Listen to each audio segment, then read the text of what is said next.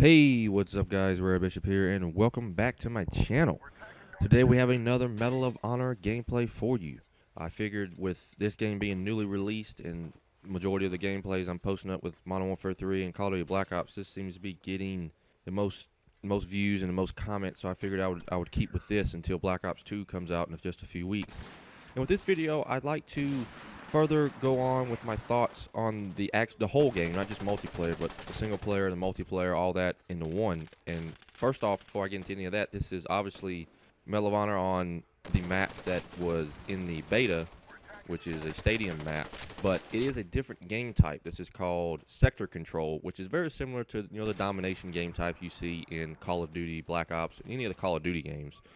So I figured I'll post this up so people can see how this game mode works on this map. So apologies if you're tired of this map. This was actually a pretty decent game for me, and since it's a different game mode, I figured it'd be a great place to post it up.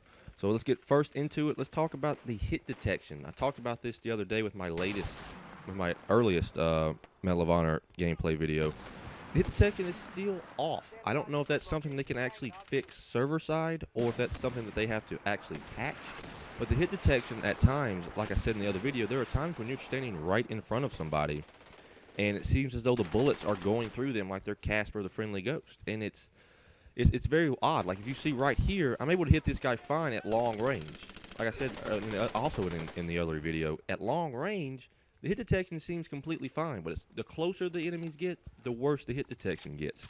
I'm really hoping that they can actually fix this before Call of Duty comes out, because if they do not fix it before Call of Duty comes out, then people are going to abandon this game and they will probably never come back to it unless they're die-hard Medal of Honor, Battlefield fans, and the like. Up next is the weapons. I talked the other day about how I'm really enjoying the weapons, and I have to stand by that statement. This weapon I'm actually using right now, I had used for the last probably 4 or 5 games that night, and I really enjoy it. I'm not a huge fan of the optic that's on it, the scope that's on it, but I like the weapon. Seems to have some power, seems to have some gusto. It seems to get the job done when you're in a head-to-head firefight. And all the other weapons besides I'm not a huge fan of the sniper classes or the light machine gun or heavy gunner classes, so I haven't really been using them. But the point man class, the spec ops class, the assaulter class, and the demolition class, I'm really a huge fan of the guns that are featured in there. They seem to all have either A, power, or B, they have enough accuracy to where you don't necessarily have to have all the power. You just have to have enough accuracy to get the job done. So if you're planning on hopefully picking up this game and you're wondering about, oh, are the weapons good? Are with there being so many weapons, are they good enough to compete with the weapons that are featured in Call of Duty? I would say yes. I would say they're not all great. Obviously, there are going to be a few duds in there, but I think they can hang with some of the weapons that are featured in Call of Duty, and there are way more weapons featured in this game than are featured in any Call of Duty game. Up next is when you play the game alone, and this is probably the case for any first-person shooter, but when you try to play the game by yourself, it can get annoying and frustrating, because with the way that Medal of Honor is set up is you're split into 2-player fire teams.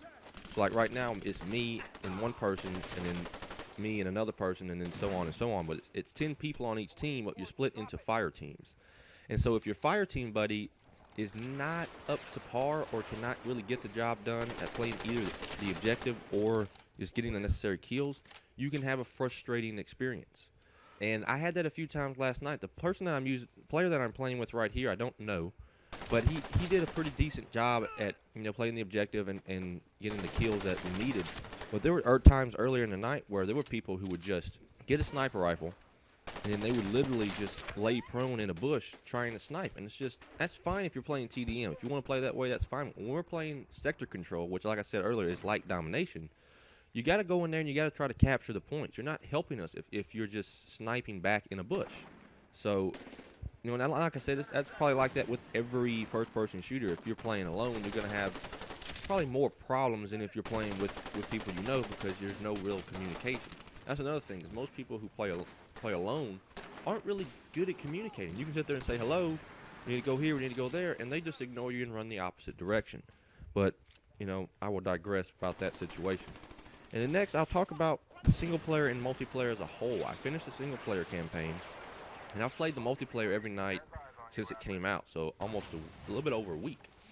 The single player, I got mixed feelings on it. I think it gets the job done at trying to provide a substantial story. Whether or not that story is actually going to appeal to you is a different ballgame. I really like the story in the Medal of Honor game that came out in 2010. I think it had some oomph. It had the impact. You felt when that story ended, you felt sad the way that story ended. With this one, with you jumping back and forth in between two different players throughout the campaign, it pulls you from it. You don't feel immersed in the storytelling. Whereas in the 2010 Medal of Honor game, you played as one guy. You played as Rabbit, so you kind of felt you felt like you knew him. You felt like he was somebody you knew, and he was in your family and stuff like that. And this one just doesn't feel like that. The upside with this single player is it does last longer than the one from 2010. The 2010 Medal of Honor campaign lasted you about somewhere between 5 to 6 hours if you were playing on the normal difficulty. This one lasts maybe 6 to 7 hours on the normal difficulty. Not long, but it's longer. So if you're looking for a single player campaign that is all right and it's something that you might think you're interested in because you like single player campaigns and first person shooters, it might be for you. And last but not least, the overall package, like from single player and multiplayer combined. The multiplayer, I think, gets the job done at what it wants to do. I said the other day about it succeeds at what it's trying to do, and I think it succeeds relatively well. Like, the guns feel good.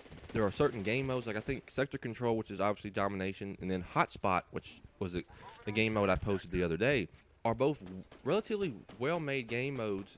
The one problem I have with Hotspot is the spawns are sometimes off.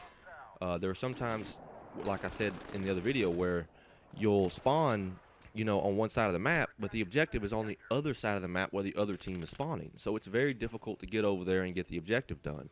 Whereas in Sector Control, there's just 3 flags. If you get 2 flags, they're going to spawn at the 3rd flag that they're at. So, the multiplayer, more enjoying the multiplayer than I did the single player. And I'm actually more enjoying the multiplayer in Medal of Honor Warfighter than I was in Medal of Honor 2010. In Medal of Honor 2010, I played the multiplayer for about 2 weeks, and then once Call of Duty came out, which I think at that time had to be Black Ops. When Black Ops came out, I never played Medal of Honor multiplayer again because it was very, very average. It was made by DICE. It was made by DICE, who makes the Battlefield games.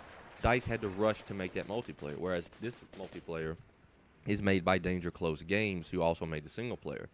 So I think they do a good job of making the multiplayer fun, making the multiplayer more enjoyable than the one from previous games.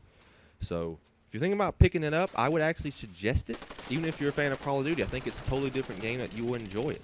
And with that, I think that ends the video. So I'd like to thank you guys for watching and listening, and hope you enjoyed it. See you guys around.